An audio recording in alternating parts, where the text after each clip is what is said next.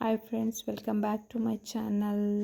ಇವತ್ತು ನಾನು ಹಾಲಿಂದ ಹೇಗೆ ಪನ್ನೀರ್ ಮಾಡೋದನ್ನು ಅಂತ ಹೇಳಿ ತಿಳಿಸ್ಕೊಡ್ತಾ ಇದ್ದೀನಿ.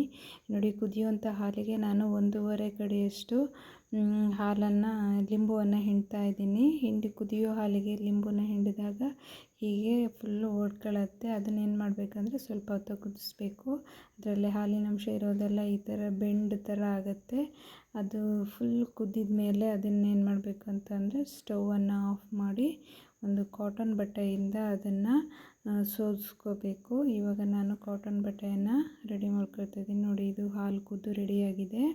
ಬೆಂಡು ಬೇರೆ ನೀರು ಬೇರೆ ಆಗಿದೆ ಅಲ್ವ. ಇವಾಗ ಬಟ್ಟೆ ತಗೊಂಡು ಸೋಸ್ಕೊಳ್ಳೋಣ.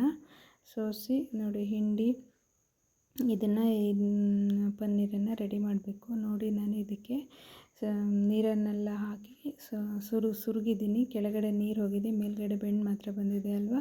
ಅದನ್ನು ಒಂದು ಶುದ್ಧವಾದ ಕಾಟನ್ ಬಟ್ಟೆಯಲ್ಲಿ ಫುಲ್ ಗಟ್ಟಿಯಾಗಿ ಹಿಂಡಬೇಕು. ಅದರಲ್ಲಿ ಯಾವುದೇ ಸ್ವಲ್ಪನೂ ನೀರಿಲ್ಲದಿರೋ ಥರ ಪೂರ್ತಿ ಹೊರಗಡೆ ಹೋಗಬೇಕು. ಬಟ್ಟೆ ಹಿಂಡ್ತೀವಲ್ವ ಆ ಥರ ಗಟ್ಟಿಯಾಗಿ ಸುತ್ತಿ ಹಿಂಡಿ ಅದರಲ್ಲಿ ಸ್ವಲ್ಪನೂ ನೀರು ಇಲ್ಲದೆ ಇರೋ ಥರ ಹಿಂಡ್ಕೋಬೇಕು.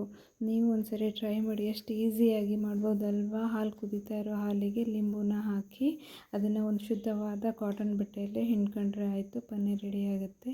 ನೀವು ಮನೇಲಿ ಟ್ರೈ ಮಾಡಿ ಹೇಗಾಗಿದೆ ಅಂಥೇಳಿ ನನಗೆ ಕಮೆಂಟ್ ಮಾಡಬೇಕು. ನೋಡಿ, ಇವಾಗ ಅದು ಫುಲ್ ರೆಡಿಯಾಗಿದೆ. ಅದರಲ್ಲಿ ಯಾವುದೇ ಇನ್ನೊಂದು ಥರ ಅಂತ ಅಂದರೆ ಇದನ್ನು ಮೇಲ್ಗಡೆ ಜೋಲಿಸಿ ಬಿಟ್ಟು ಅದರಲ್ಲೆಲ್ಲ ನೀರು ಬಸಿಯೋ ಥರ ಆಗುತ್ತೆ. ಆವಾಗ ಅದರೊಳಗಡೆ ನೀರೆಲ್ಲ ಬಸ್ತು ಹೊರಗಡೆ ಬಿದ್ದಿರುತ್ತೆ. ಆ ಥರನೂ ಮಾಡ್ಬೋದು. ನಾನು ಈ ಥರ ಬಟ್ಟೆ ಥರ ಹಿಂಡಿ ರೆಡಿ ಮಾಡ್ಕೊಂಡಿದ್ದೀನಿ. ನೋಡಿ, ಇವಾಗ ರೆಡಿಯಾಗಿದೆ. ಏನು ಬೇಕಾದರೂ ಪಲ್ಯಕ್ಕೆ, ಪನ್ನೀರು, ಚಪಾತಿ, ಪರೋಟ ಯಾವುದಕ್ಕಾದರೂ ಮಾಡ್ಬೋದು. ನೀವು ಟ್ರೈ ಮಾಡಿ ನೋಡಿ. ಎಷ್ಟು ಸ್ಮೂತಾಗಿ, ಎಷ್ಟು ಚೆನ್ನಾಗಿ ಫ್ರೆಶ್ ಆಗಿದೆ ಅಲ್ವಾ. ನಿಮಗೂ ಇಷ್ಟ ಆಗಿದೆ ಅಂತ ಹೇಳಿ ಅನ್ಕೋತೀನಿ. ನೀವು ಮನೇಲಿ ಟ್ರೈ ಮಾಡಿ ನನಗೆ ಹೇಳಿ ಹೇಗಾಗಿದೆ ಅಂತ ಹೇಳಿ. ಓಕೆ, ನಿಮ್ಗೆ ಇಷ್ಟ ಆಗಿದರೆ ಲೈಕ್ ಮಾಡಿ, ಸಬ್ಸ್ಕ್ರೈಬ್ ಮಾಡಿ.